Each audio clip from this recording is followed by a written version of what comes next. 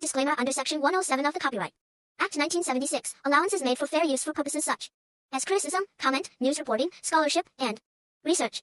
Fair use is a use permitted by copyright statute that might otherwise be infringing. Nonprofit, educational, or personal use tips the balance in favor of fair use. The Transporter 6. 2025. Hello friends, how are you guys? Friends, this is not a movie, this is a full detail review and fact video about this movie. If you want to know about this movie, then you must like this video, because in today's video we will tell you what is its story, which actors and actresses have worked in this film, the director, producer, cameraman of this film is going to talk about them in detail. We will talk about the post-production, pre-production budget and filming of this film. The star cast of the film will also give details about the supporting cast and production. Guys, if you want to know about this movie, you must watch this video. You will find all the details of this movie in this video. What is the story of this movie? If you like this video, then share it with your friends and subscribe our channel. The Transporter 6 2025 hypothetical story. Act 1. The film opens with Frank Martin, Jason Statham, the elite driver for hire, living a quiet life in Paris. He's retired from the transport business and focuses on his Audi S8 restoration shop. Meanwhile, a former ally, Leonid Idris Elba, has stolen a valuable device known as the Archon from a top-secret facility. The Archon can disrupt global intelligence networks, giving its owner unparalleled control. Leonid plans to sell the Archon to the highest bidder, putting world security at risk. Frank's estranged brother, Jack Michael Fassbender, is revealed to be working with Leonid. Act 2. Frank is approached by Anna Charlie Theron, a skilled hacker with ties to the intelligence community. Anna convinces Frank to help her stop Leonid and recover the Archon. Frank agrees and they embark on a perilous journey from Paris to Tokyo. Along the way they encounter skilled mercenaries, corrupt officials, and double agents. Act 3. The stakes escalate as Frank and Anna face off against Leonid henchmen in an intense sea chase through Tokyo streets. Frank's Audi S8 is upgraded with advanced AI technology, giving him an edge. The final confrontation takes place at an abandoned warehouse where Frank faces Leonid and Jack. A brutal hand-to-hand combat ensues, with Frank emerging victorious. Climax. Frank recovers the Archon, but Anna reveals her true intentions. She wants to use the device to expose corrupt government officials. Frank must decide between loyalty to Anna and his duty to protect global security. Resolution. Frank chooses to destroy the Archon, ensuring its power doesn't fall into the wrong hands. Anna respects Frank's decision and they part ways. The film concludes with Frank returning to Paris, reflecting on his actions. Jack, now redeemed, reunites with Frank, hinting at a potential partnership. Epilogue. A mysterious figure watches Frank from the shadows, hinting at a new threat. The screen fades to black as Frank's iconic Audi S8 drives off into the distance. Supporting characters: 1. Inspector Tyrone Furnoys, Brand, Frank's friend and ally. 2. Yuri Dolph Lundgren, a skilled mercenary with a vendetta against Leonid. 3. Sophia Natalie Dormer, Anna's sister involved in the intelligence Community. Themes 1. Loyalty and betrayal. 2. The blurred lines between right and wrong. 3. Frank's growing sense of responsibility. Action sequences. 1. High-speed car chase through Tokyo streets. 2. Intense hand-to-hand combat in a luxurious nightclub. 3. Frank's Audi S8 takes on a group of armed drones. Location S1 Paris, France. 2. Tokyo, Japan. 3. Rome, Italy. Notes: this story is purely hypothetical, as the Transporter 6 has not been officially announced. The plot may change or evolve if the film is actually produced. The Transporter 6 has not been officially announced. Let's discuss the previous installments of the franchise. The Transporter franchise. 1. The Transporter 2002 introduced Jason Statham as Frank Martin, set the tone for the franchise.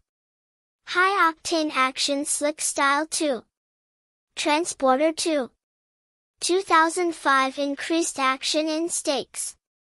Introduced new characters including Johnny Matthew Modine. 3. Transporter 3 expanded Frank's character. Introduced Valentina Natalia Rakova for the Transporter. Refueled 2015 rebooted the franchise with Ed Skrein as Frank Martin. Received mixed reviews. Common themes: 1. Loyalty and betrayal. 2. The blurred lines between right and wrong. 3. Frank's growing sense of responsibility. Action sequences. 1. Iconic car chases. 2. Intense hand-to-hand combat. 3. High-stake stunts. Jason Statham's impact. 1. Established himself as an action star. 2. Brought charisma and depth to Frank Martin. 3. Influenced the franchise's tone and style. Future possibilities. 1. Potential reboot or continuation with Jason Statham. 2. Exploring new characters and storylines. 3. Maintaining the franchise's signature action and style. If we talk about the Transporter 2002, the Transporter French L. Transporter is a 2002 English language French action film directed by Corey Yuan and Lou Larriere from a screenplay by Luc Besson and Robert Mark Kamen. It is the first installment in the Transport franchise and stars Jason Statham in the title role alongside Chouet Frenois Berand and Matt Scholes. In the film, Frank Martin, a British mercenary driver living in France, finds himself involved in a human trafficking plot. The Transporter premiered at the Regency Village Theatre in Los Angeles on October 2, 2002 and was first theatrically released in the United States on October 11 by 20th Century Fox and in France on October 23 by Europa COR. It received mixed reviews from critics with praise for its action sequences and Statham's performance. It grossed $43.9 million worldwide and was followed by a sequel, Transporter 2 in 2005. Plot: Frank Martin is a highly skilled driver for less than legal jobs in southern France who follows 3 strict rules: never change the deal, no names, never open the package. In N, Frank is hired as the getaway driver for 3 bank robbers, but they have brought a 4th man, explaining that the extra weight will affect his precisely planned escape. Frank refuses to drive until, in desperation, the leader kills and abandons one of his men. After Evading police in a high-speed chase, the leader offers Frank more money to drive them to Anon, but he refuses. The robbers flee in another car but are foiled by their amateur driving at Frank's villa on the French Riviera. Local police Inspector Tony I questions him about his black BMW 735 I seen at the scene of the robbery. But Frank has carefully disposed of all evidence. Frank is hired to deliver a 50 kg 110 pounds package to American client Darren Wall Street B. Court. While changing a flat tire, Frank realizes the package contains a person. He violates his third rule in order to give the captive something to drink and discovers a woman bound and gagged. She attempts to escape, but Frank recaptures her and is forced to subdue two policemen who spot them. Frank delivers her to Wall Street as promised and is given a briefcase to transport as Frank stops to buy drinks for the cops. In his trunk, a bomb in the briefcase explodes. A vengeful Frank returns to Wall Street's villa, killing several henchmen and stealing a Mercedes-Benz S-Class, only to find the package hiding in the back seat. He brings the young woman Lee to his home, where she discovers he is a decorated former special operations soldier. Wall Street visits one of his surviving men in hospital, killing him after discovering Frank is alive. Tyrone questions Frank about the bombing of his car, which Frank claims was stolen, and Lee supports his alibi by introducing herself as his girlfriend. Tony I leaves and Wall Street's men attack the house with missiles and automatic weapons, but Frank and Lee narrowly escaped through an underwater passage to a nearby safe house, where Lee seduces Frank later while being questioned at the police station by Tyrone. Lee accesses his computer to find information on Wall Street. She reveals that he is a human trafficker with 400 Chinese immigrants trapped in shipping containers, and Frank reluctantly agrees to help. They confront Wall Street at his office, where Lee's father, Mr. K, is revealed to be his partner in crime. Tyrone arrives as Wall Street subdues Frank and accuses him of kidnapping Lie, and Frank is arrested. Tyrone suggests Frank take matters into his own hands, posing as his hostage to allow him to escape police custody. Recovering a weapon stash from his boat at the harbor of Casas, Frank tracks the criminals to the Moss docks, where the containers full of people depart on trucks chased to a bus depot. Frank fights his way through the thugs in a motor oil-drenched melee before escaping into the water. He steals an old car and gives chase at dawn before it breaks down, then commandeers a small airplane and parachutes down to the highway after a lengthy fight on the moving trucks. Frank throws Wall Street onto the road to his death. In the American version, Wall Street is thrown out of the truck onto the highway, only to be held at gunpoint by K. He marches Frank to the edge of a cliff, but Lee shoots her father to save Frank as Tyrone and the police rescue the people from the containers. Cast Jason Statham as Frank, Martin Shuey as Leaky Frenoise Barand as Inspector Tony I. Matt Scholes as Darren Wall Street, Bon Court Rick Young as Mr. K. Adrian Deal as newscaster. There is one more part of Transporter 2 French L.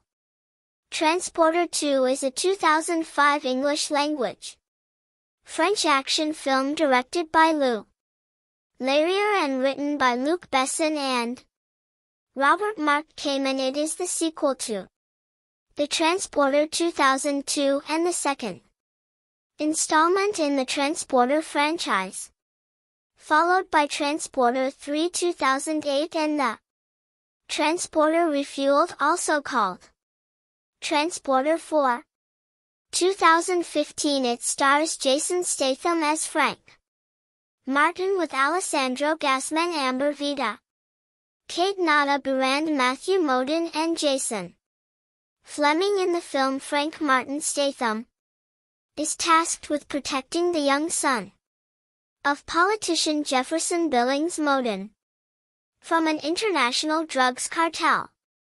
Transporter 2 was theatrically released in France on August 3, 2005 by Europa Corp and was released in the United States on September 2 by 20th Century Fox. It received mixed reviews from critics, with praise for Statham's performance, action sequences and direction, but criticism for its screenwriting. It grossed $89.1 million worldwide and was followed by the sequel, Transporter 3.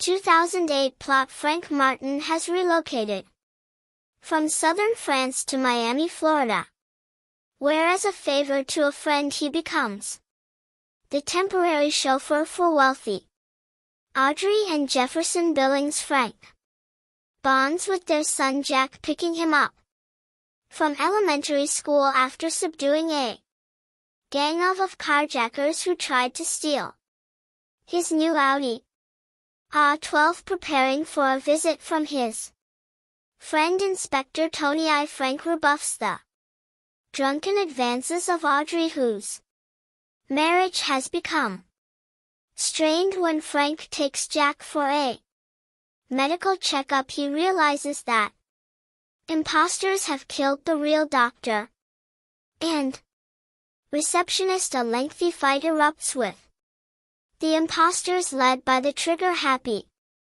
Lola, but Frank escapes with Jack. Returning to the Billings house, Frank receives a phone call explaining that he and Jack are in the sights of a sniper capable of penetrating the car's bulletproof glass, forced at gunpoint to let Lola in the car and evade the police. Frank is taken to Johnny Shalini, the operations ringleader, who demands a $5 million ransom from the Billings. The kidnappers leave with Jack while Frank succeeds in removing an explosive from his car a split second before detonation, assuring Audrey of his innocence. Frank recovers a syringe left by the kidnappers at the doctor's office, while Jack is found seemingly unharmed. With Tone's help, Frank tracks down one of the kidnappers, Dimitri, and pretends to inject him with the syringe. He follows Dimitri to a makeshift lab where he fights off another henchman and discovers the kidnappers have manufactured a deadly and highly contagious virus. Jack has been infected, passing the virus to his parents. Frank is forced to kill Dimitri, while she lends scientist Kurz the antidote out of the window. Retrieving one dose intact, Frank sneaks into the Billings home, warning Audrey and using the antidote on Jack. Jefferson, head of the Office of National Drug Control Policy, addresses a conference of heads of anti-drug organizations from around the world, unknowingly infecting them all. Frank races to Shalini's home, defeating his henchmen, but discovering that Shilen has injected himself with the remaining Frank, who fatally impales her on a wine rack. Shilen escapes by helicopter to a waiting jet to Colombia, while Frank steals his Lamborghini Mercio Roadster, and speeds to the airport, climbing into the jet's nose gear as it takes off. Killing the co-pilot, Frank confronts Shalini, who holds him at gunpoint.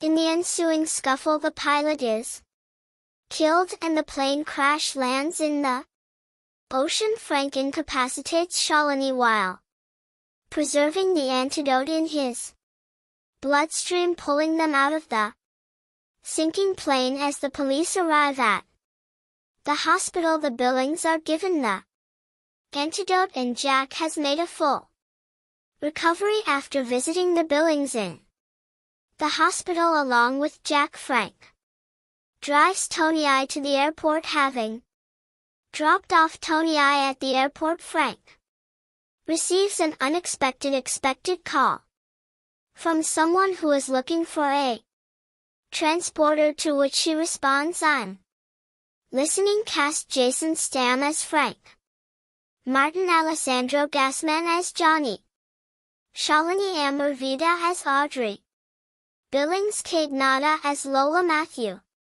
Modine as Senator Jefferson Billings, Jason Fleming as Dimitri, Keith David as Stapleton, Hunter Clary as Jack Billings, Shannon Briggs as Max, Francois Garand as Tony I, Jeff Chase as Vasile, Anna Lynn McCord as Carjacker Girl, Tim Ware as U.S. Marshal Hoffman, Mark Cow as U.S. Marshal Brown, Marty Wright as SWAT Commander, Raymond Tong as Rosamond. Transporter 3 French L. Transporter 3 is a 2008 French action film directed by Olivia. It is the final installment in the original trilogy of the Transporter franchise, but not the last movie, since it was succeeded by the Transporter Refueled, also called Transporter 4. 2015. Jason Statham and Fernand Baran reprised their roles as Frank Martin and Inspector Tony I. Frank Martin returns to France in order to continue his low-key business of delivering packages without question. Transporter 3 grossed $11.29 million, making it the highest-grossing film in the trilogy. Plot: on a cargo ship at sea, two workers open a shipping container to discover barrels of toxic waste and succumb to the deadly fumes. The ship's captain, aware of the cargo, disposes of their bodies. Meanwhile, having returned from Miami to the French Riviera, Frank Martin is unsuccessfully fishing with his friend Inspector Tony I, who receives a call about a black Audi A8 that sped through French customs and evaded police in Odessa. Ukrainian Environmental Agency Minister Leonid Talino receives a threat from corrupt Corp official Jonas Johnson to reopen business negotiations. That night, the Audi crashes into Frank's home, driven by wounded transporter Malcolm Melville, whom Frank had referred when he declined a previous job as paramedics take Malcolm away. Frank discovers a passenger in the back seat who warns him not to take her from the car. Frank realizes the metal bracelets she and Malcolm are wearing will detonate if they are too far from the vehicle, but the ambulance explodes, killing Malcolm, knocked unconscious by one of Johnson's henchmen. Frank wakes up wearing an explosive bracelet, and Johnson forces him to drive a package in Malcolm's passenger Valentina to Budapest. Eco Corp, having arranged a secret deal with Tomino to allow the ship full of toxic waste into the country, tells him to expect another 7 ships. Given 1 day to sign Eco Corp's agreement, Tomino sends his own agents to Learn Frank's destination from the GPS. In Malcolm's car while Tyrone researches Johnson's motives, Frank goes off course to visit his mechanic friend Ao. Johnson's men arrive to order them back on the road and Frank fights them off. But Otto is unable to disarm the explosive transmitter inside the car. Frank reaches Budapest but one of Johnson's men steals the Audi with Valentina inside, chasing them down by bicycle. Frank recovers the car and Johnson redirects him to Bucharest, pursued by Tomo Leno's agents. In a black Mercedes-Benz E-Class, Frank maneuvers them off a cliff and realizes Valentina is the real package taking the car keys. Valentina forces Frank to strip for her and they have sex. She is revealed to be Tomo Leno's daughter, who was drugged in Ibiza and transported by Malcolm for Johnson to blackmail her.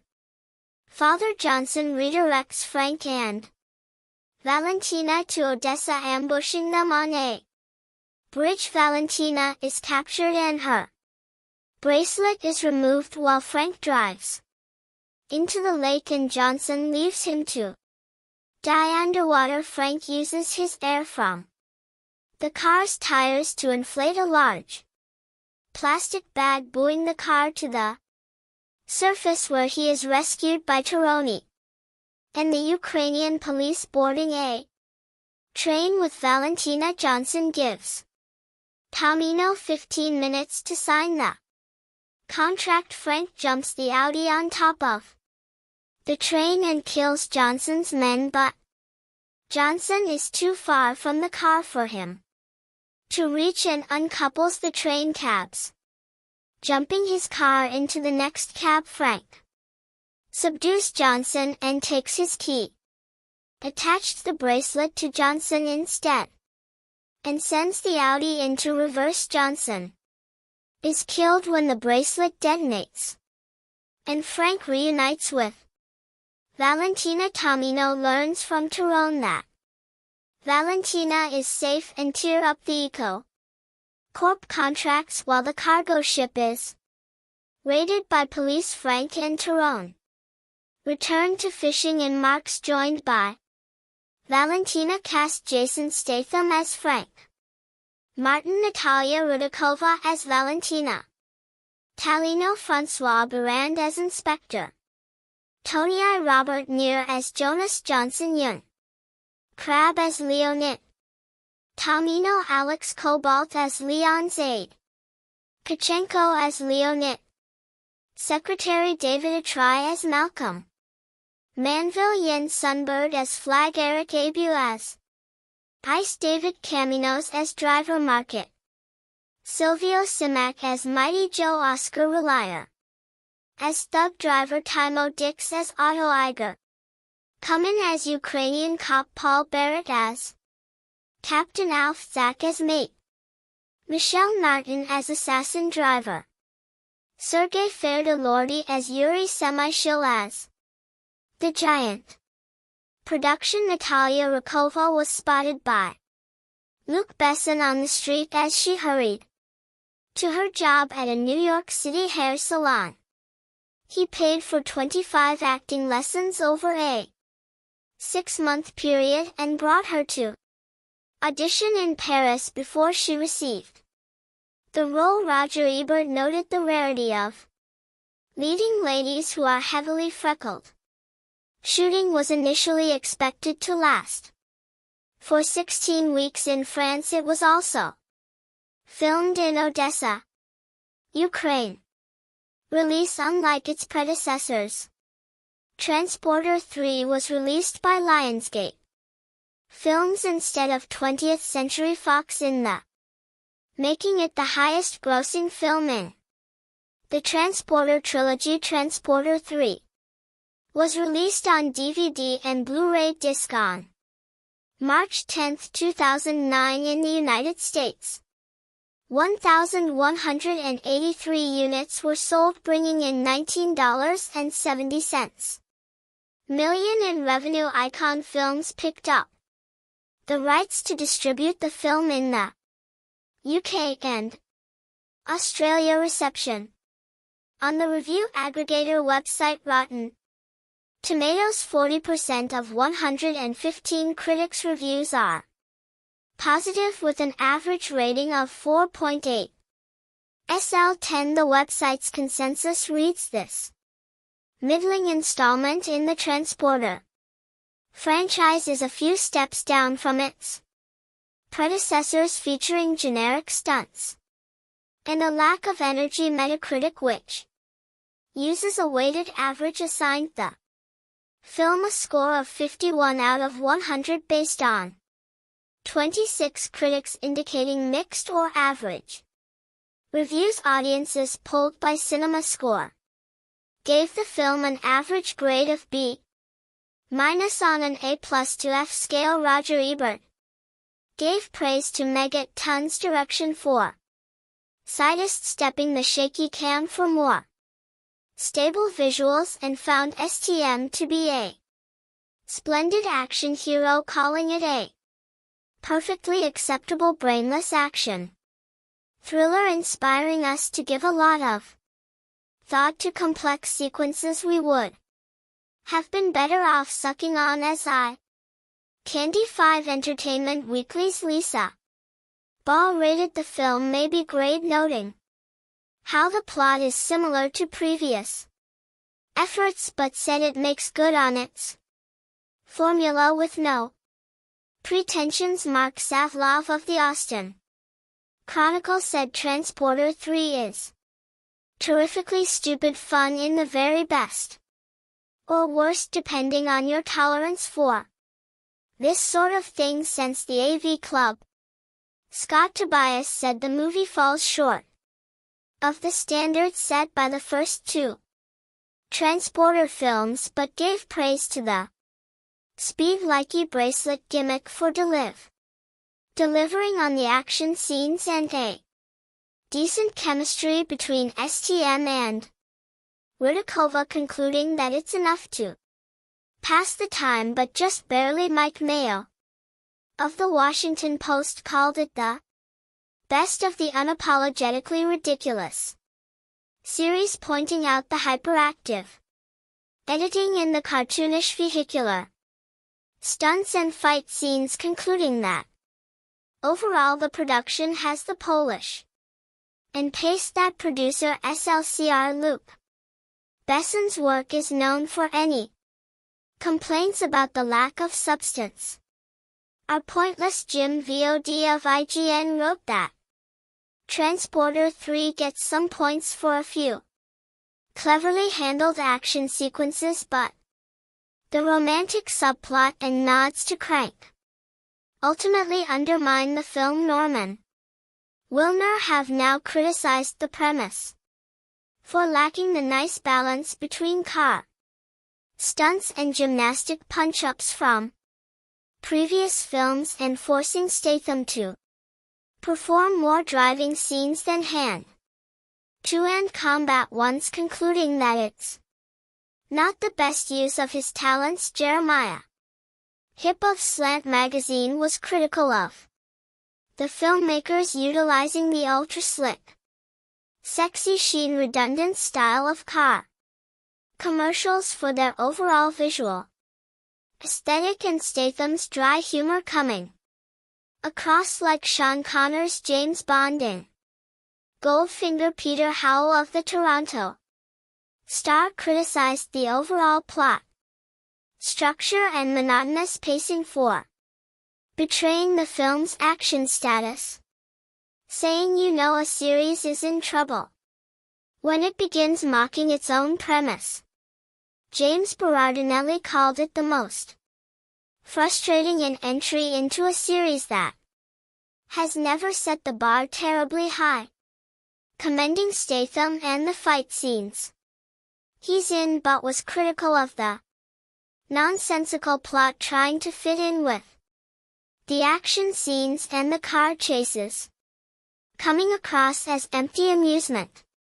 Concluding that Transporter 3 is proof that brain-dead action movies can be found in theaters during Oscar season as well as during the summer. Fans of the first two Transporter films will likely find this one diverting, although it is a step in the wrong direction. Others will wonder how a movie this disjointed and poorly scripted could get made. Ruakova's performance was generally derided by critics. Bardinelli commended her sexual appeal despite not being conventionally attractive for the role, but felt her English delivery came off like phonetic readings. VOD called it one of the most grim film debuts of all time, criticizing her romantic scenes opposite STM as not particularly charming or sexy. Conversely, Ebert said that Rudakova is no Bonnie Hunt when it comes to personality. She skulls, pouts, clams up, looks out the window, and yet falls in love with the Transporter. Some perfectionists will no doubt criticize her acting. I say the hell with her acting. Look at those freckles. I can never get enough of freckles. 5 Peter Hartlaub of the San Francisco Chronicle found her to be the perfect woman for the film, pointing out her Dennis the Menace freckles, red hair, and semi-crazy behavior, and lacking the plastic hotness of your primed up Bond girl. The Transporter refueled. 2015. The Transporter refueled French L.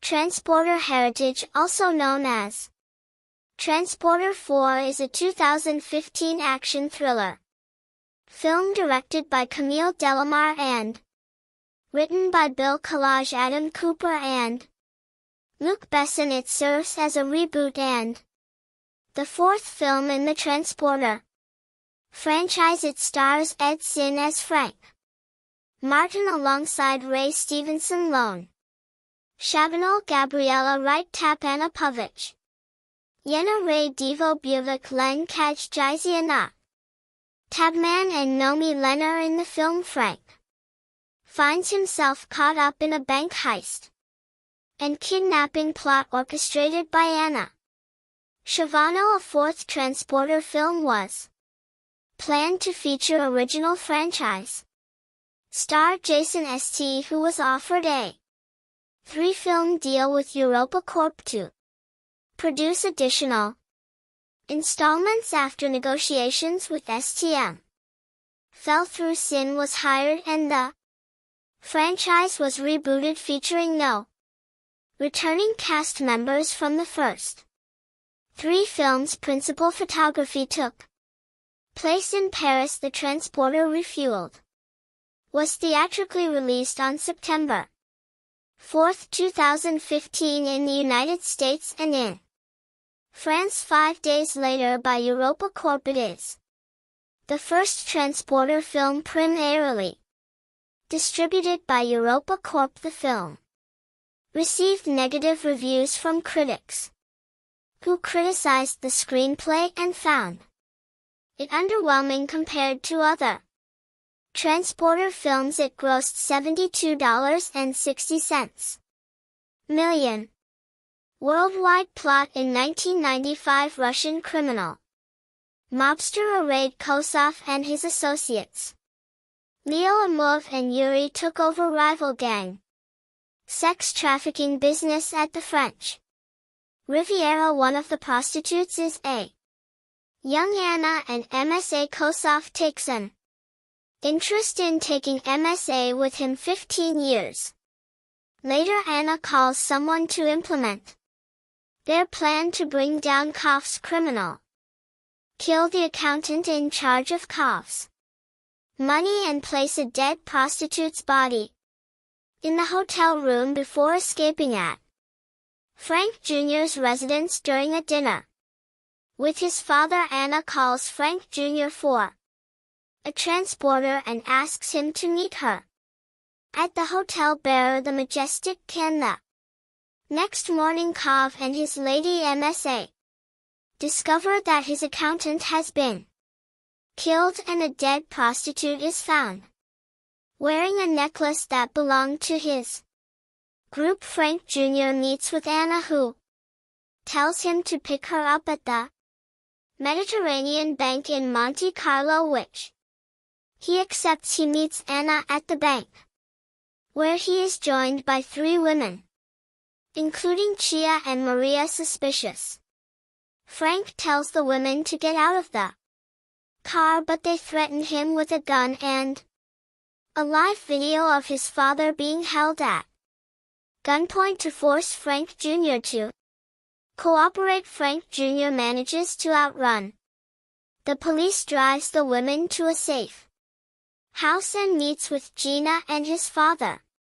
Anna reveals that his father was ingested with poison and will die if Frank Jr. does what he was told. Since they have the antidote, Frank reluctantly accepts, and Anna tells Frank Jr. they will steal anesthetic gas. He learns that Anna and the women were former prostitutes of Kosov, whom he shared a work history with. Meanwhile, Kosov and MSA discovered that the women stole a logbook containing the list of Kav's associates, and Kosov realized that Frank Jr. was involved. Frank takes Gina, Chow and Anna to a rave party Club Amov owns. They set off the gas to knock everyone in the club, including Imov, out, allowing them to get his fingerprints, which gives them access to his bank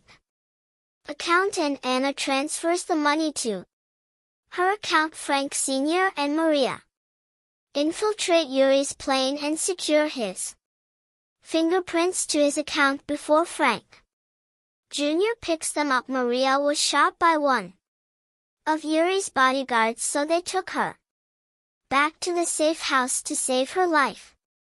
Anna revealed that the poison was a ruse, so Frank Jr. and Sr. leave after the girls accomplished the job. Kav's associates question Kosov about his history with Frank Jr. and the girls from his group, so Kosov kidnaps Frank Sr. and calls Frank Jr., demanding he bring the girls to his yacht or he will kill his father. Frank Jr. returns to the girls, but Gina seemingly leaves the group. Frank Jr. takes the women to Kav's yacht. Yuri and Imov also came to the yacht, accusing Kosov of stealing their money, and Anna indicted that Kosov ordered the girls to steal their money for him. Karasov shows his account to his associates, but Gina manages to sneak aboard the yacht and transfer all the stolen money to his account. Double crossed. A shootout occurs in which Chia and Maria are killed in the crossfire. Gina steals back the money before MSA shoots Gina. Before MSA can retrieve the money, Gina strangles MSA before succumbing to her wound. Frank Jr. confronts Kosov on a cliffside. Anna intervenes, shoots Kosov, and sends his body plummeting into the ocean. Frank Jr. convinces Anna to leave her life of revenge behind, and Anna drives away. 1 month later, Anna distributes the stolen money to the families of her friends and Frank Jr. and Sr. Cast Ed Sin as Frank Martin Jr., a former mercenary turned contract driver known mainly as the transporter. Ray Stevenson as Frank Martin Sr., a retired secret agent in Frank's father. Lone Shavano as Anna, one of 4 runaway sex slaves who wants to take revenge on Kosov for an event 15 years prior to the events of the film. Gabriella Wright as Gina Anna's friend. And another one of 4 runaway sex slaves who set out against Kosoff Tatjana Povich as Maria Anna's friend, and another one of 4 runaway sex slaves Y.N. Shaw is Chia Anna's friend, and another one of the 4 runaway sex slaves are Dev O. Bucky Sr. as a Raid Kosoff, a powerful Russian mobster who kidnapped Frank's father as well as Frank's former brother-in-arms and was responsible for the event that occurred 15 years prior to the events of the film, which involved Anna and her friends. Nomi Lenner as MSA Len Kudu Jizi as Leo Imov, the second person on Anna's hit list for robbing their banks, who host nightclub dance parties. Yuri Kakolnikov as Yuri, a third person on Anna's hit list for robbing their banks, and he owns a plane. Samir Gmi as Inspector Bay.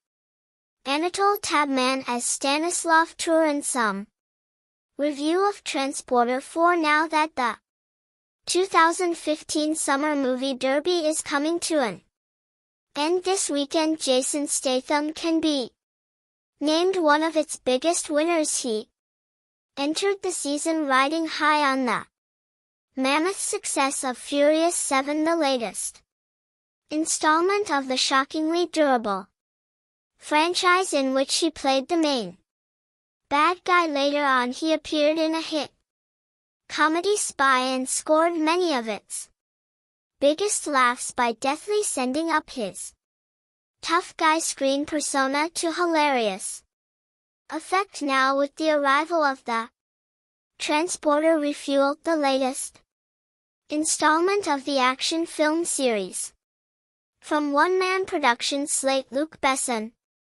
he seems likely to receive some of the best reviews of his entire career. Of course, he isn't actually in the film at all. The rumor is that he turned it down after being offered a lower salary than his previous go-arounds and no opportunity to read the script beforehand. But once people get a load of this listless retread, they will no doubt fall all over themselves in praising both the earlier ones and his significant contributions to them as a way of underscoring just how useless this one really is. A brief recap for those of you who somehow missed the previous entries and are worried about getting confused. They follow the adventures of Frank Martin, an ex-Special Forces soldier who now resides in the south of France and makes a ridiculously lucrative living as a top-notch getaway driver who is naturally the best at his job and naturally lives by a certain set of rules that he is always ready to pontificate about at the drop of a hat. There are fewer rules regarding the care and feeding of the common moai, but never mind, since most of his jobs seem to end up with him in the middle of high-speed and high-profile car chases, resulting in millions of euros in property damage. One might argue that he is more lucky than skilled, but that is a debate for another time. As our story opens, Frank, now played by Ed Skreau, is about to spend some time with his recently retired father Ray Stevenson when he is hired by the super sexy and lone Chabanol to pick her in a couple of packages up outside of a bank. The packages turn out to be her equally glam cohorts Gina Gabriella Wright and Chia Y. Shayu, and they have just his old man hostage. One could argue that there are worse things that one could do than be taken hostage by a group of high-priced call girls in the south of France, but as I would rather not get scolded over at. Jezebel let us table the discussion to be honest, this storyline is not noticeably stupider in theory than any of the other Transporter films. The characters are as black and white as can be. The narrative is little more than a laundry line to connect the action beats, and the entire enterprise is noticeably less complicated than the underwear worn by the distaff members of the cast. Actually, I kind of liked those earlier installments, as I enjoy much of Luke, Bess, and Yubra because as cinematic eye candy when they were of the gourmet variety. The action sequences moved with a combination of grace and giddiness that meshed well with Besson's fondness for salting the car with goofball humor. Besson may still have an interest in the franchise. He produced and co-wrote the screenplay, but his connection to the material seems tenuous at best. The story is as dopey as ever, but this installment is mostly bereft of the silly quirks that leaven the others. The story is so boilerplate that one could cook ramen noodles on the screenplay. The dialogue is absolutely terrible. If I started quoting it here, I would never stop, and with one exception involving our heroes making their escape through an airport terminal, director Camille Delamare presents all the chases and fights in a kind of overly edited fashion that never allows anyone to get a good look at what is happening for more than a few seconds. The secret weapon of the previous Transporter films, though not always credited as such, was Jason Statham, who turned out to be the ideal center for the chaos surrounding him by giving his tough guy character just the right hint of dry wit to suggest that he knew just how cute the whole enterprise really was. Just as important, his undeniable physical presence lent an extra edge to the fight scenes. Here was the rare action star who looked as if he actually could do many of the moves his character was asked to make. I suspect that even he could not have made much of anything out of this film, but he almost certainly would have done more with it than Sen, the man who would be frank no matter what he is asked to do: throw punches, race through the streets, trade lines of dialogue. He is never convincing for a second, and feels less like an action hero than a placeholder for one who is forthcoming. The Transporter Refueled is an unnecessary bore from start to finish, one that even the most devoted Luke Besson fanatics, and as someone who named Lucy as one of the 10 best films of 2014, I admit to falling into that category, will find difficult to defend. However, there is one part of it that I will cherish, and that is the scene in which one of the hookers, it hardly matters which one, is shot during one of the ESAids and is taken back to the abandoned warehouse with a bullet still lodged inside her. Since they cannot go to the hospital, Frank and his father save her with the use of such oddball elements as sugar vodka, perfume, tweezers, and cobwebs. I have no idea if any of this actually checks out, but the next time there is a shootout during a Halloween themed Vogue fashion shoot, it could prove to be a lifesaver. Beyond that, this is a retread of the dullest order the marquee made may say Transporter, but viewers are likely to come away from it feeling taken. Instead, George Miller's Mad Max Fury Road is a visionary action movie of truly uncommon grace, intelligence, and detail-oriented craftsmanship. Camille Demar's The Transporter refueled is absolutely none of those things, and yet the two films share an unlikely number of similarities. Both are fourth installments in franchises that scarcely seem able to support a third. Both feature recast Taesun leads who must safeguard for scantily clad women on a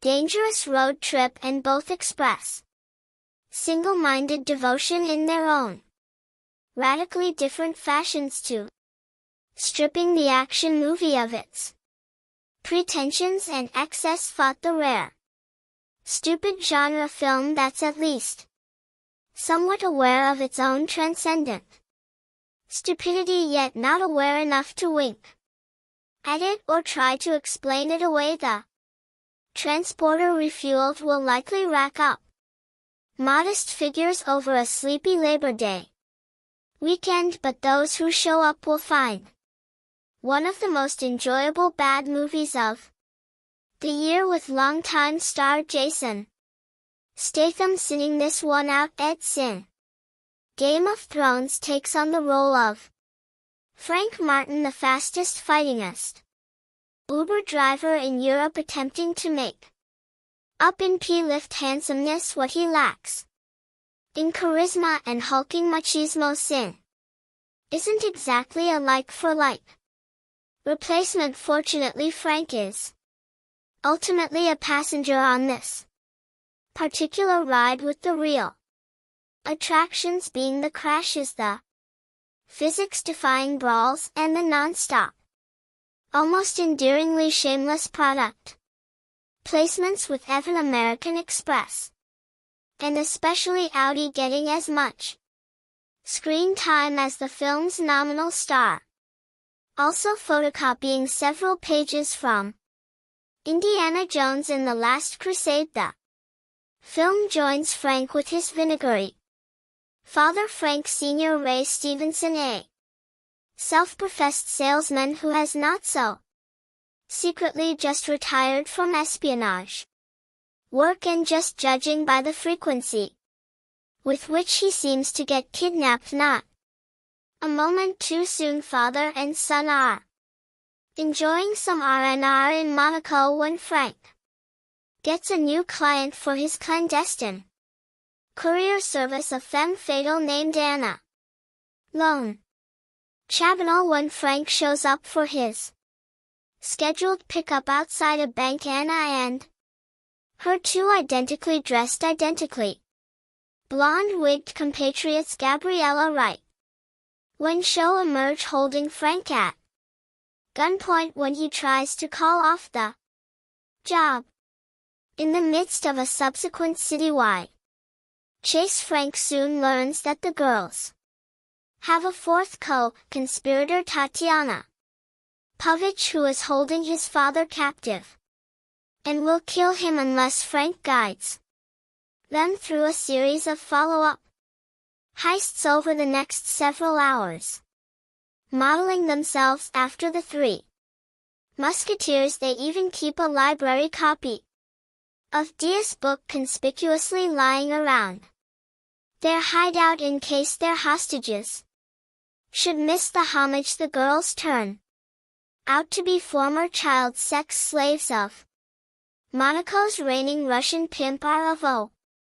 Bucky and their string of robberies are part of an elaborate plot to take revenge on him and his henchmen, which include Len Kaijizi and Yuri Kolokov, the latter looking uncannily like it. That aside, the Transporter refueled comes up strong where it counts, with frequent bursts of ludicrously implausible yet coherently directed mayhem, though a couple of the chase sequences can devolve into a blur of quick cuts. Del Mar displays an assured hand with some of the film's more inventive set pieces, especially a hung Kong-worthy fist fight amid a slew of filing cabinets and an escape through an airport that plays like the best mission. The Grand Theft Auto series never scripted. The pick even provides one weirdly indelible image as the three musketeers tiptoe through a neon-lit pile of unconscious dancers in a disco they ventilated with sleeping gas working with a narcotic bright color palette. From cinematographer Christophe Cat. Former editor Delamar has generally good instincts about when to cut and when to linger slightly longer than usual though. It's indicative of the piece pacing that when Frank gives a 10-second ultimatum in an early scene it simply edits out numbers 6 through 1. Likewise the film rarely pauses for anything resembling character building or rapport, but when it does the results are screamingly hysterical. In one standout moment, the villain's inexplicably loyal favorite girl/henchwoman Noemi Leonard watches security camera footage of the three musketeers in matching wigs and dresses, and remarks with an emotionless monotone, "They look exactly the same. You cannot tell them apart." Shortly thereafter, watching footage of the girls in slightly different outfits, they are the same girls, different clothes. A smarter film would have tried to play that line for laughs and gotten nowhere. The transporter refueled is just dumb enough to make it funny. Again, we have a reboot or reimagining or whatever you want to call it these days. It all translates into just another trashing of a former great movie in a futile effort to remake it and hopefully re-up a franchise. I don't know about you, but I'm getting pretty sick and tired of this.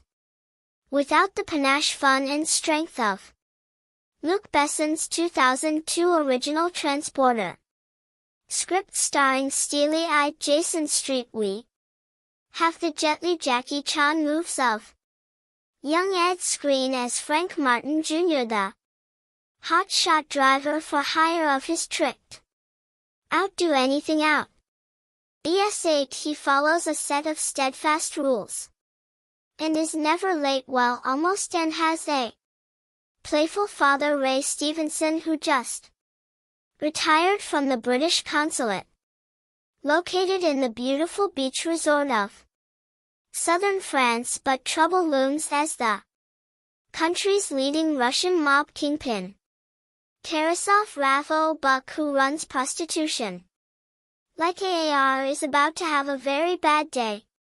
4 of his call girls, led by sexy Anna Lone Chabanel, decide after a 15-year enslavement to destroy Kosov, both financially and physically. Taking a page from the Three Musketeers, Anna employs the transporter to drive her in her packages away from a bank heist, but the packages turn out to be her cohorts Gina, Gabriella Wright and Chiaya Wayu, who just robbed Kosov out of millions of dollars.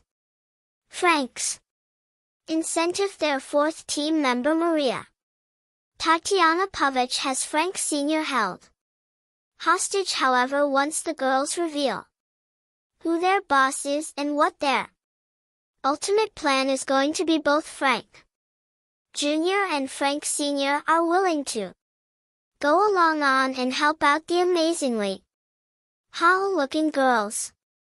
LOL, like they were going to say no, not to mention the fact that Frank Jr. and Kosov are old adversaries and have a score to settle. Naturally, so Anna puts her devious scheme into motion to further rob Kosov of all his money and make it look like he's holding out on his fellow mob boys. There's more driving, eluding police fights galore, more driving, crazy physics defy stunts like in those Fast and Furious flicks, slow-mo crashes, etc. The climatic gunfight showdown aboard Cav's yacht and the ridiculous ending is just about what you'd expect from this female empowered mashup of James Bond meets Mission Impossible, with the guys taking a backseat to the girls doing the real work. Is it any wonder why, with Camille Delamar as director, who spins this convoluted script by Luc Besson, Bill College and Adam Cooper into almost a chick flick. Not that that's a bad thing, mind you, but when you compare Besson's natural gift as an action director versus Delmar's average filmmaking, the difference is quite obvious. The stunts are generally okay but not well shot or staged. The car chases, a staple, and a transporter cannon were lackluster and unimaginative here, as well as the laughable cliché-riddled dialogue and plot hole-laden script. Yes, you have beautiful women in sexy lingerie and gorgeous guy models adorning the screen, with the occasionally cutesy lines delivered by Stevenson. The best thing about this movie, but I yearned for STM and his kick-ass stare growly voice that would make Chuck Norris wince, and scary fighting style, all that, and Besson take no prisoners. Direction is sorely missed in this reheated retread. Driving for a living was never as dangerous or filled with as much adventure as this very strange and eclectic movie from the early 70s. Starting out as regular cinematic release, this film ended up earning a cult status for its quirky script, weird plot, unique direction, and a nude chick riding a motorcycle in the desert. It played for decades afterwards at midnight movie houses everywhere. A car delivery driver named Kowalski Barry Newman is a former race car driver, Vietnam War vet, and exop who is haunted not only by the war but by his dishonorable discharge and the sudden death of his girlfriend. Yeah, life's not been good to this guy, so he lives for the thrill of driving and gets high on adrenaline in his job of delivering cars cross country. He doesn't stop to rest but hops into his next assignment, delivering a super nice white 1970 Dodge Challenger or slash T440 Magnum from Denver to San Francisco. Before leaving, he pops pills to stay awake for the long drive ahead and puts the pedal to the metal. Before long, the real fun starts, and the cops are after him for speeding, but he outruns them. Meanwhile, in Nevada, a blind black DJ named Super Soul Cleveland Little hears about Kowalski's police pursuits and starts to report them on his radio station, encouraging the driver to evade the police. Curiously, as the hours tick away, the two seem to become psychically linked and start talking to each other through the radio. Kowalski blows a tire and is helped by an old prospector, Dean Jagger, who catches snakes and is given fuel. He also picks up two gay hitchhikers who just got married. This was in 1971, but they attempt to hold him up at gunpoint, so Kowalski throws them out of the car and continues on. Then's the famous scene where Kowalski is helped by hippie biker angel Timothy Scott, who gives him pills to help him stay awake, while Angel's naked bike riding girlfriend Gilda Texter, who shows him a collage she's made of newspaper articles. Hey, nice articles you got there, honey. The cops are determined to stop Kowalski at the California border, and despite Super Soul's warning about the police trap over the radio, Kowalski decides to end his life in a blaze of glory as a crowd watches and cheers. Written by G. Cabrera and Font, who wrote under Guillermo Cain. It was based on some actual events that happened in San Diego, directed by Richard Svan, who had a long career directing TV series from 1961 to 1968. G. Smoke, The Twilight Zone, Batman, to name a few, until switching to directing and acting in films in 1970. This was also Cleveland Little's first movie, and later would go on to become a guest star in 1974's Blazing Saddles as Sheriff Bart. Movie review. Traffic can be murder, literally, and when it is a guy like Frank Martin, can come in handy to say Frank's a chauffeur is like saying Clark Kent is a reporter. It's true, but it doesn't really convey much about the man's actual skill set driving. Miss Daisy, hardly. This dude drives misdemeanors and felonies and sometimes international incidents. He may not have a license to kill, but he sure seems to have found a whole lot of loopholes in his license to drive. He's a former special ops guy who has created a nice business niche for himself. Folks hire him to drive someone or something to a given destination, and yeah, that's pretty much it. Still, he'll get there with his package no matter what, no questions asked. He and his employers follow a stringent set of rules: never talk about anyone's name or what being transported, never change the contract mid-job, and never be even a minute late. Did I say stringent set of rules? Well, in the 3 previous Transporter movies, back when Frank bore a striking resemblance to Jason Statham, these rules had all the rigidity of overcooked spaghetti. But Frank's a new man now, looking quite a lot like Ed Sin, and this time he'll stick to them right up until his newest clients, a bevy of high-class prostitutes, all wearing the same blonde wig, kidnapped Frank's father. You can bet Frank will be asking a few questions about that.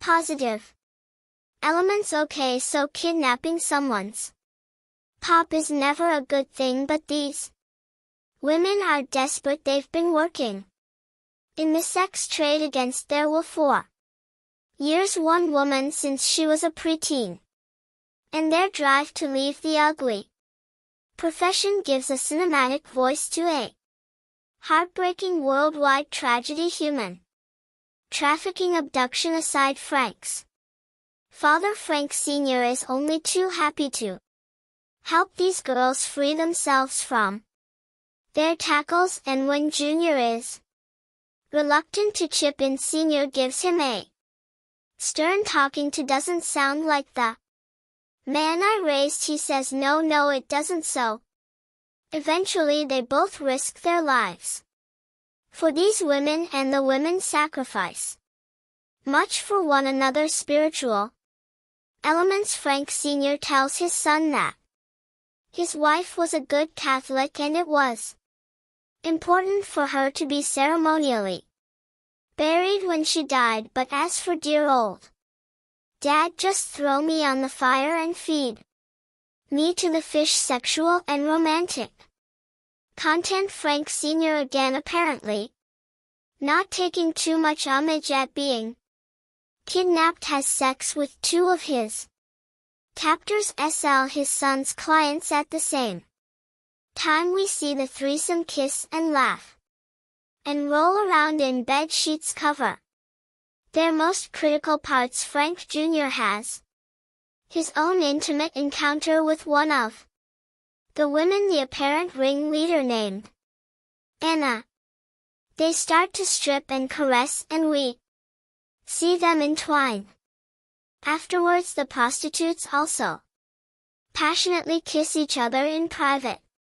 And along with other women in a nightclub, Anna says she loves the other two women. Most of the ladies we see in the transporter refueled are dressed provocatively, often in cuff-hugging, cleavage-bearing dresses, but sometimes in nothing but revealing underwear. They change clothes in full view of male characters and the movie going in. Audience-critical parts are again hidden. Lingerie-clad women dance provocatively for the entertainment of men. Prostitution, as already mentioned, plays a large role here. Aspects of it are talked about regularly, and it's clearly presented as awful. In this flashback sequence we see the movie's prime villain, arrayed Kosov, force a young Anna to smile for the customers, and Anna confesses to Frank Jr. that her mother literally sold her into prostitution when she was 12. There are references to intercourse and oral sex, violent content. Frank Jr. does battle with a great many evil henchmen, attacking them with fists, feet, his head, axes, metal cords, desks, filing cabinets, gas canisters, shopping bags, and, ironically, life preservers. He never flat out kills anyone during these ferocious fisticuffs, knocking several unconscious. He tethers one man to a cord by his neck and sends two flying into the sea. Other characters are more lethal. There are a handful of gunfights that leave prime players and nameless henchmen alike laying dead on the floor. One man is plugged several times by bullets which kill him. A woman is strangled. A prostitute shoots two thugs in the forehead, then burns their corpses along with an already dead woman. One man used a knife to wound Frank Jr. Another fires a bullet into a woman. She doesn't die, but only because Frank Sr. grotesquely pulls the bullet out of her body with a pair of tweezers and then staunches the bleeding with collected cobwebs. Remarkably, she's in good enough shape to have sex with Frank Sr. that very evening, and then engage in another shootout the following day with a cobweb lump showing underneath her form. Fitting get up, the French police go through what might possibly be a literal score of vehicles trying to stop Frank Jr.'s automotive escapades. Cars crash, bang and bash, sometimes flying through the air, flipping end over end or thumping into civilian motorists. Frank Jr. causes several fire plugs to burst forth their watery bounty, sending pursuing motorcyclists sliding and colliding. Thugs empty several machine guns worth of bullets into rival prostitutes, and pimps club re-ERSR. Overcome by gas, prostitutes claim to have poisoned Frank Sr. Women are slapped and threatened. Someone gets hit with a taser, crude or profane language. 1 FW and about a dozen SWW, also BCHHDN and bloody gods and Jesus names are misused once or twice. Each drug and alcohol content. Frank Sr. likes his drink. He buys a bottle of wine worth about 900 euros, swigs vodka during a makeshift surgery, and even drinks a beer apparently laced with poison. Other characters down wine, beer, champagne and whiskey. Champagne is laced With a knockout drug there's a reference to a heroin overdose, and Anna recalls that people in her village often died from drinking and drugs. Other noteworthy elements: Frank Jr. best business isn't strictly on the up, and he frequently tries to flee from authorities. Indeed, pretty much every activity shown here, be it performed by good guy or bad, falls outside the law in one way or another. Frank's father, when questioned by police, doesn't strictly lie, but certainly hides the truth in an effort to keep his son safe. Conclusion: admittedly, it's a thankless exercise to go looking around for much of a moral in any of the Transporter movies, but if one is to glean any sort of message from the Transporter Refueled, it's about shining a light into the darkness of human trafficking, the debasement of human life, the degradation of women, and men's efforts to repackage them into a simple disposable commodity. But the film quickly undercuts even that moral by the way it treats its own women. Yes, Anna designed the scheme, outlandish as it may be, that drives the action forward. Yes, the women here are seeking to reclaim their destiny, and they rely on their own skill and gumption to do so. And yet the four prime actresses we see here have all the character and human emotion of two-dimensional paper dolls. We learn next to nothing about them. We're barely even told their names.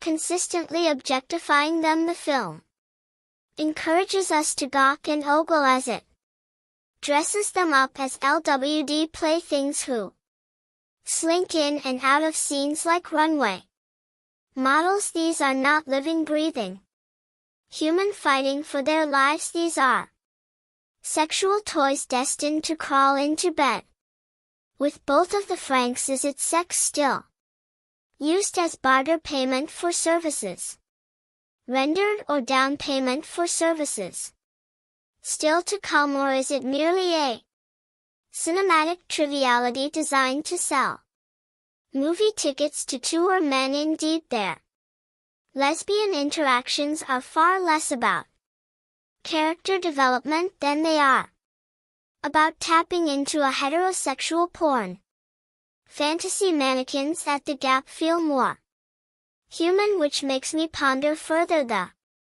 fact that at any given time 3 of these women are dressed identically in black dresses and blonde wigs, diminishing their meager individuality even more and heightening the impression that they're simply things, commodities. Did the filmmakers do this on purpose to make some sort of meta feminist counterpoint?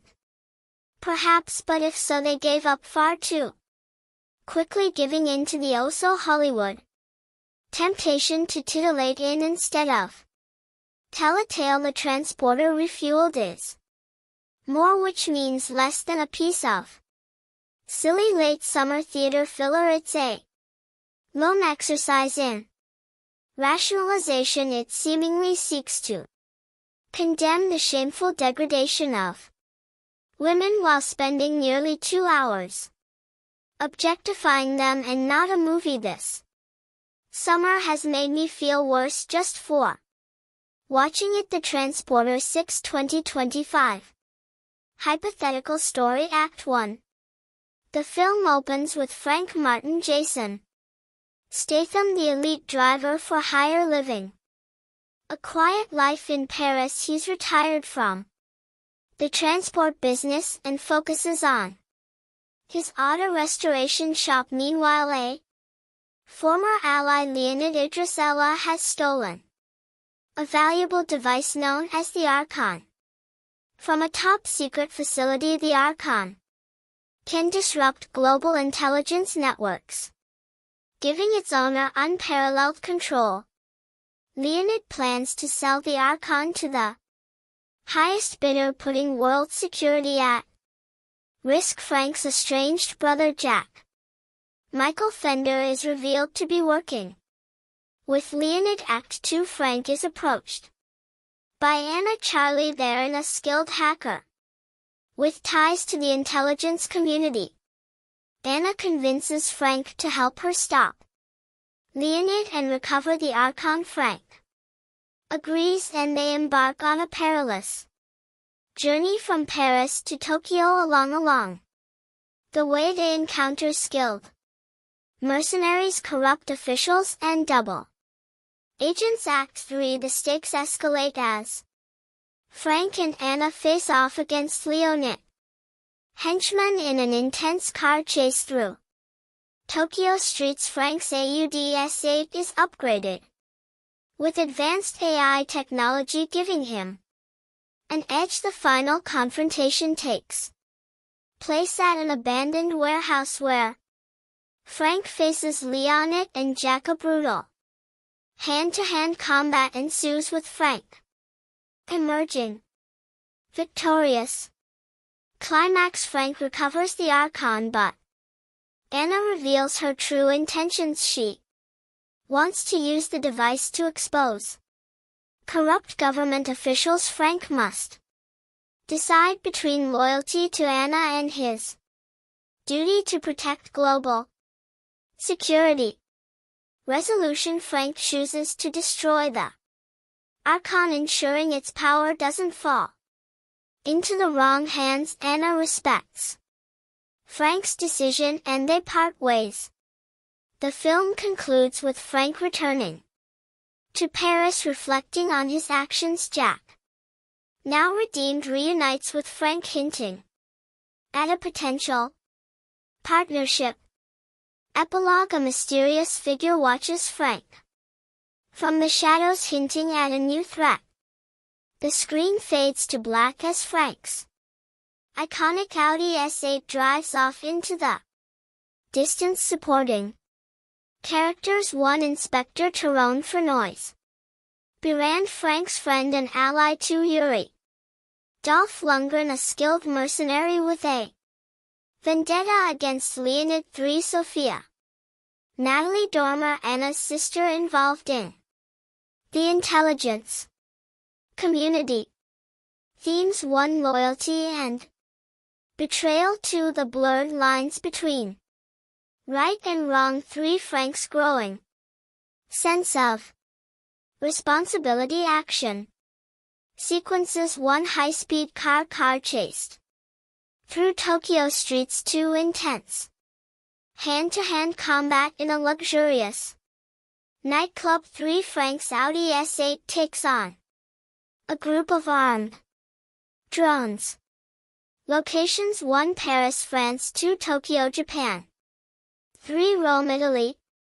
Notes: this story is purely hypothetical, as the Transporter 6 has not been officially announced.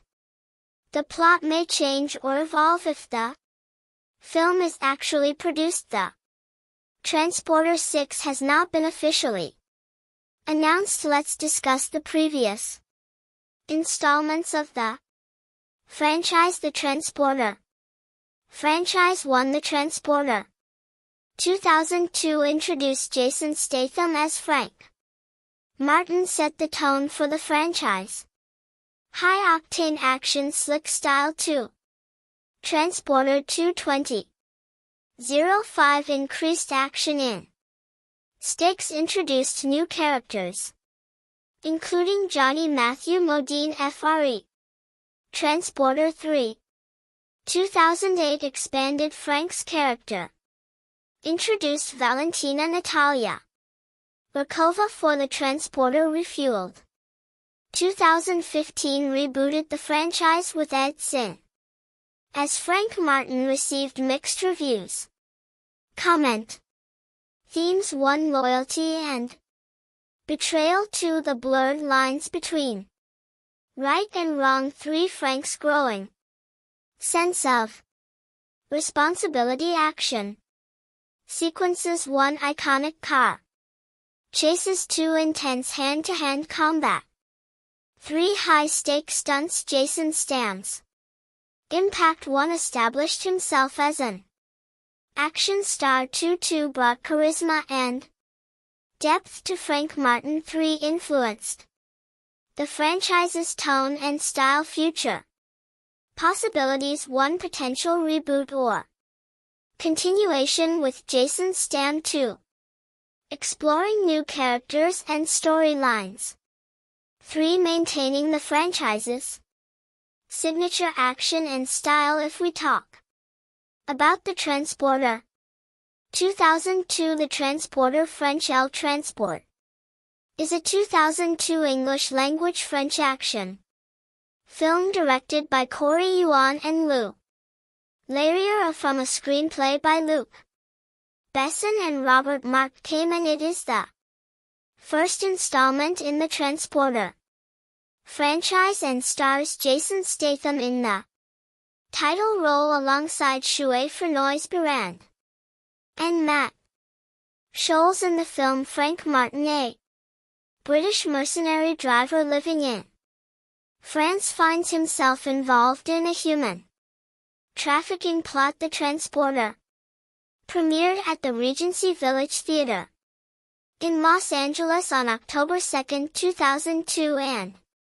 was first theatrically released in the United States on October 11 by 20th Century Fox and in France on October 23 by Europa Corp. It received mixed reviews from critics with praise for its action sequences and Statham's performance. It grossed $43.9 million worldwide and was followed by a sequel, Transporter 2 in 2005. Plot: Frank Martin is a highly skilled driver for less than legal jobs in southern France who follows 3 strict rules: never change the deal, no names, never open the package in Nice.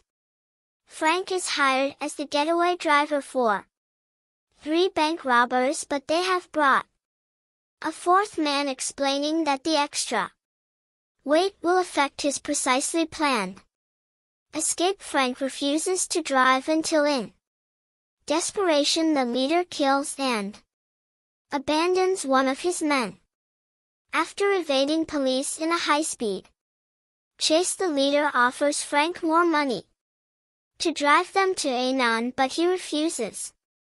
The robbers flee in another car but are foiled by their amateur driving at Frank's villa on the French Riviera. Local police inspector Tony I questions him about his black BMW 735i seen at the scene of the robbery, but Frank has carefully disposed of all evidence. Frank is hired to deliver a 5,050 kilograms 110 package to American client Darren Wall Street Bed and Court. While changing a flat tire, Frank realizes the package contains a person. He violates his 3rd rule in order to give the captive something to drink and discovers a woman bound and gagged. She attempts to escape, but Frank recaptures her and is forced to subdue 2 policemen who spot them. Frank delivers her to Wall Street as promised and is given a briefcase to transport as Frank stops to buy drinks for the cops. In his trunk, a bomb in the briefcase explodes. A vengeful Frank returns to Wall Street's villa, killing several henchmen and stealing a Mercedes-Benz S-Class, only to find the package hiding in the back seat. He brings the young woman Lai to his home, where she discovers he is a decorated former Special Operations soldier. Wall Street visits one of his surviving men in hospital, killing him after discovering Frank is alive. Tyrone questions Frank about the bombing of his car, which Frank claims was stolen, and Lee supports his alibi by introducing herself as his Girlfriend Tyrone leaves and Wall Street's men attack the house with missiles and automatic weapons, but Frank and Elle narrowly escape through an underwater passage to a nearby safe house where Lie seduces Frank later. While being questioned at the police station by Tyrone, Lee accesses his computer to find information on Wall Street. She reveals that he is a human trafficker with 400 Chinese immigrants trapped in shipping containers, and Frank reluctantly agrees to help. They confront Wall Street at his office, where Lee's father, Mr. Chu, is revealed to be his partner in crime. Tyrone arrives as Wall Street subdues Frank and accuses him of kidnapping Lie, and Frank is arrested. Tyrone suggests Frank take matters into his own hands, posing as his hostage to allow him to escape police custody. Wrexing a weapon stash from his boat at the harbor of Tassos, Frank tracks the criminals to the Moss docks, where the containers full of people depart on trucks chased to a bus depot. Frank fights his way through the thugs in a motor oil-drenched melee.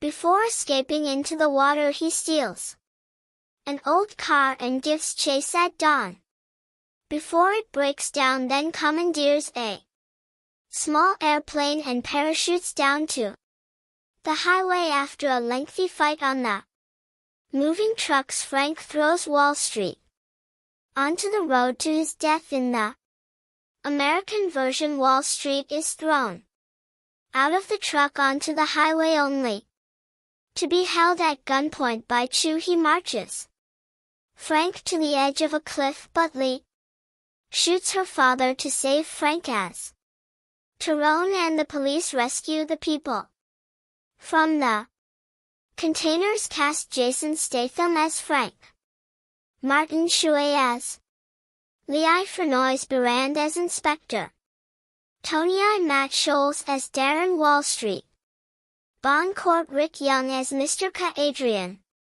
Deal as newscaster. There is one more part of Transporter 2. French L.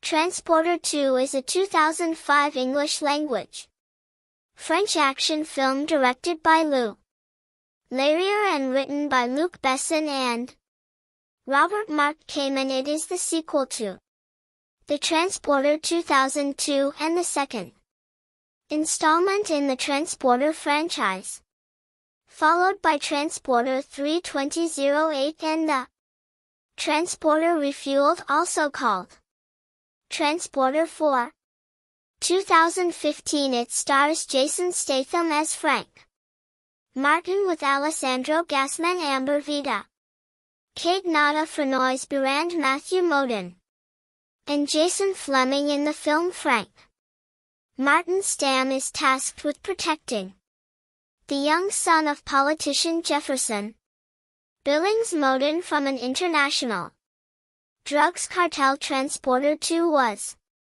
theatrically released in France on August 3, 2005 by Europa Corp and was released in the United States on September 2 by 20th Century Fox. It received mixed reviews from critics, with praise for STM's performance, action sequences and direction, but criticism for its screenwriting. It grossed $89.1 million worldwide and was followed by the sequel, Transporter 3.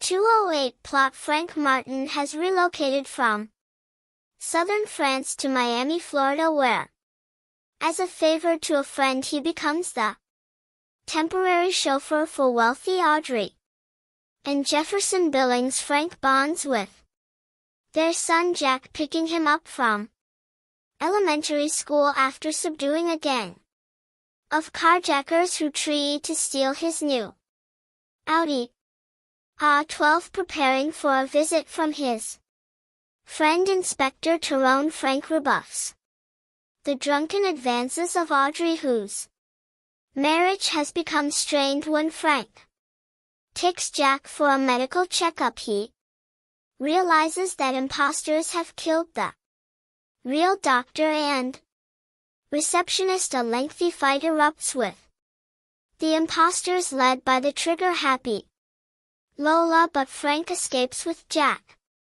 Returning to the Billings house, Frank receives a phone call explaining that he and Jack are in the sights of a sniper capable of penetrating the car's bulletproof glass, forced at gunpoint to let Lola in the car and evade the police.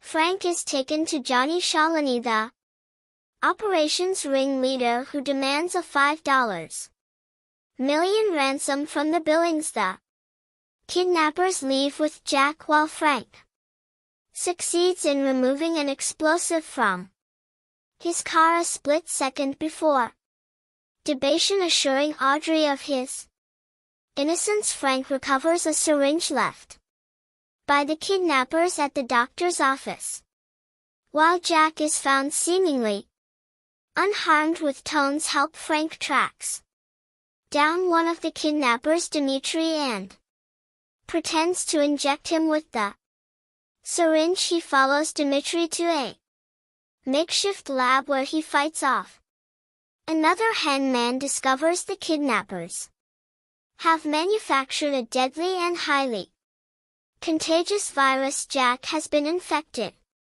Passing the virus to his parents, Frank is forced to kill Dimitri while Shilen, scientist, curls the antidote out of the window. Retrieving one dose intact, Frank sneaks into the Billings home, warning Audrey and using the antidote on Jack.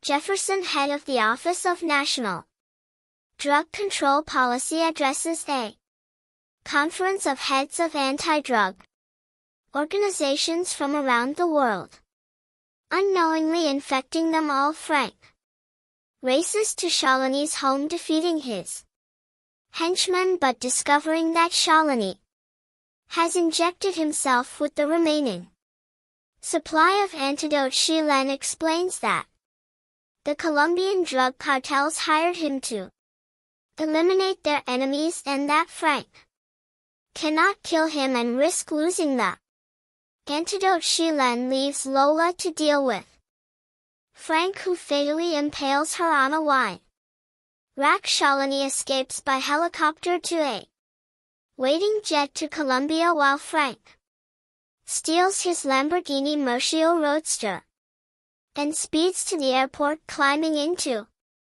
the jet's nose gear as it takes off, killing the co-pilot. Frank confronts Shalini, who holds him at gunpoint. In the ensuing scuffle, the pilot is killed and the plane crash lands in the ocean. Frank incapacitates Shalini while preserving the antidote in his bloodstream, pulling them out of the sinking plane. As the police arrive at the hospital, the Billings are given the antidote, and Jack has made a full recovery after visiting the Billings in the hospital along with Jack. Frank drives Tyrone to the airport. Having dropped off Tyrone at the airport, Frank receives an unexpected call from someone who is looking for a transporter, to which he responds, "I'm listening." Cast: Jason Statham as Frank, Martin Alessandro Gassman as Johnny, Shalini Amurvita as Audrey, Billings Kate Nada as Lola, Matthew Modine as Senator Jefferson Billings, Jason Fleming as Dimitri, Keith David as Stapleton, Hunter Clary as Jack Billings, Shannon Briggs as Max, Francea Barand as Tyrone, Jeff Chase as Basilai, Anna Lynn McCord as Carjacker Girl, Tim Ware as U.S. Marshal Hoffman, Mark Macaulay as U.S. Marshal Brown, Marty Wright as SWAT Commander, Raymond Tong as Rastaman Transporter 3 French L. Transporter 3 is a 2008 French action film directed by Olivier Megaton. It is the final installment in the original trilogy of the Transporter franchise, but not the last movie since it was succeeded by the Transporter Refueled, also called Transporter 4. 2015. Jason Statham and Franois Biran reprised their roles as Frank Martin and Inspector Tony I. Frank Martin returns to France in order to continue his low-key business of delivering packages without question. Transporter 3 grossed $112.9 million, making it the highest grossing film in the trilogy. Plot: on a cargo ship at sea, two workers open a shipping container to discover barrels of toxic waste and succumb to the deadly fumes. The ship's captain, aware of the cargo, disposed of their bodies. Meanwhile, having returned from Miami to the French Riviera, Frank Martin is unsuccessfully fishing with his friend Inspector Tony I, who receives a call about a black Audi A8 that sped through French customs and evaded police in Odessa. Ukrainian Environmental Agency Minister Leonid Talino receives a threat from corrupt Eco-Corp official Jonas Johnson to reopen business negotiations. That night, the Audi crashes into Frank's home, dri by wounded transporter Malcolm Melville, whom Frank had referred when he declined a previous job as paramedics take Malcolm away. Frank discovers a passenger in the back seat who warns him not to take her from the car. Frank realizes the metal bracelets she and Malcolm are wearing will detonate if they are too far from the vehicle, but the ambulance explodes, killing Malcolm, knocked unconscious by one of Johnson's henchmen. Frank wakes up wearing an explosive bracelet, and Johnson forces him to drive a package and Malcolm's passenger Valentina to Budapest. Eco-Corp, having arranged a secret deal with Tamino to allow the ship full of toxic waste into the country, tells him to expect another 7 ships given 1 day to sign Eco-Corp's agreement. Tamino sends his own agents to learn Frank's destination from the GPS in Malcolm's car, while Tyrone researches Johnson's motives. Frank goes off course to visit his mechanic friend A.O. Johnson's men arrive to order them back on the road, and Frank bites them off, but Otto is unable to disarm the explosive transmitter inside the car. Frank reaches Budapest, but one of Johnson's men steals the Audi with Valentina inside, chasing them down by bicycle. Frank recovers the car and Johnson redirects him to Bucharest, pursued by Tomo Leno's agents. In a black Mercedes-Benz E-Class, Frank maneuvers them off a cliff and realizes Valentina is the real package, taking the car keys. Valentina forces Frank to strip for her, and they have sex. She is revealed to be Tomo Leno's daughter, who